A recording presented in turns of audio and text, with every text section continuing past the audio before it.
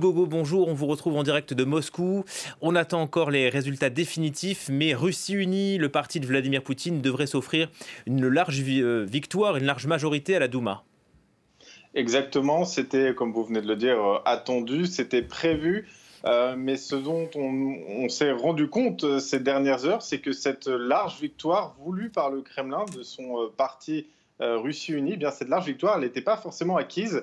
Alors ce qu'on sait aujourd'hui, c'est que la Commission électorale centrale n'est toujours pas en mesure de délivrer des résultats définitifs et même la responsable de cette commission vient d'annoncer il y a quelques minutes qu'il faudrait peut-être attendre plusieurs jours avant d'avoir des résultats définitifs, poussant les observateurs et les membres de cette commission dans les bureaux de vote à prendre le temps de compter, voire recompter s'il le faut, les bulletins de vote.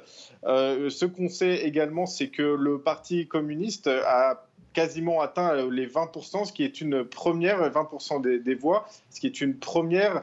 On sait que l'opposant Alexei Navalny, une partie de l'opposition, avait appelé en défense quelque part, en dénonciation des autorités à voter pour le Parti communiste. Et il semble que cette stratégie ait plus ou moins fonctionné. Mais encore une fois, et c'est ce que vous venez de rappeler, il y a de nombreuses dénonciations de fraude et donc il est encore très compliqué aujourd'hui, en l'absence de chiffres officiels et de données aussi liées à ces élections officielles. Il est très compliqué de savoir ce qu'il en est vraiment, à quel point Russie Unie a eu du mal à se hisser à la première place, à quel point le Parti communiste ressort renforcé de ces élections.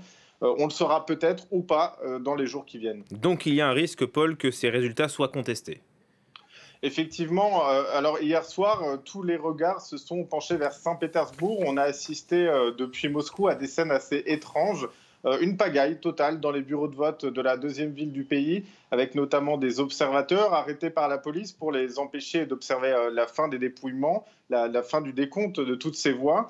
Et puis cet après-midi, c'est vers Moscou que tous les regards se portent, tout simplement parce que il s'est passé quelque chose d'assez étrange dans la capitale durant la nuit où les résultats se sont quasiment inversés. C'est-à-dire que nous avions des résultats temporaires hier soir auxquels devaient s'ajouter les résultats des élections, des votes réalisés en ligne. Eh bien, ces votes réalisés en ligne, on attend encore, à l'heure qu'il est, les données exactes des résultats de ces votes. Mais ce que l'on comprend, d'après les premières données diffusées, c'est que ces votes en ligne sont tellement radicalement différents qu'ils pourraient inverser certaines tendances. À Moscou, jusqu'à hier soir, il y avait 6 circonscriptions d'opposition qui étaient annoncées comme victorieuses. Aujourd'hui, si on en croit les premières données officielles, il n'y a plus un seul opposant qui part gagnant, qui est annoncé gagnant.